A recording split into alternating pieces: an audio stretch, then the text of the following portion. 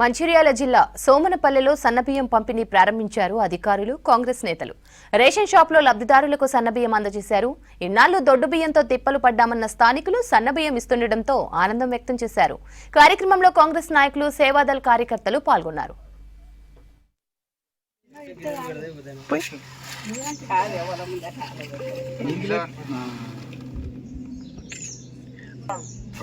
కార్యక్రమం ఉగాది రోజు మరి రాష్ట్ర ముఖ్యమంత్రి గారు ఉత్తమ్ కుమార్ రెడ్డి గారు హుజూర్ నగర్లో ప్రారంభించడం జరిగింది.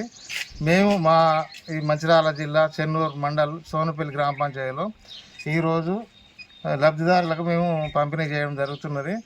సన్నబియ్యం ఏ ప్రభుత్వం కూడా ఎప్పుడు కూడా ఎవరు కూడా ఆలోచన కూడా చేయలేదు.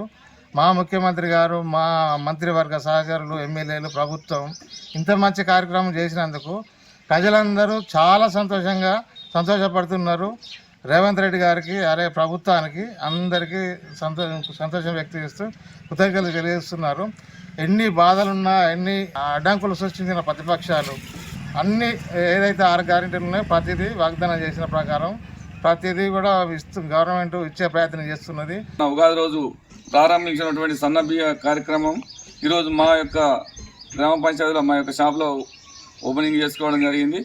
ఇలాంటి మంచి కార్యక్రమం పేద ధనిక తేడా లేకుండా అందరూ ఒకే రకమైన తిండి తినాలి, అందరూ ఒకటేలా సమానత్వంతో ఉండాలని రాష్ట్ర ప్రభుత్వం ఒక కీలకమైన పెద్ద మంచి పరిణామం. ఎందుకంటే దేశంలో ఎక్కడ మన ఏ రాష్ట్రంలో కూడా లేనటువంటి పథకాన్ని మన ప్రభుత్వం ఇప్పుడు అందరికీ సన్నబియ్యం, అది నాణ్యమైన సన్నబియ్యం ఇవ్వాలని ఒక మంచి బృహత్తర కార్యక్రమం తీసుకున్నది. మొన్న ఉగాది రోజు ప్రారంభించడం జరిగింది.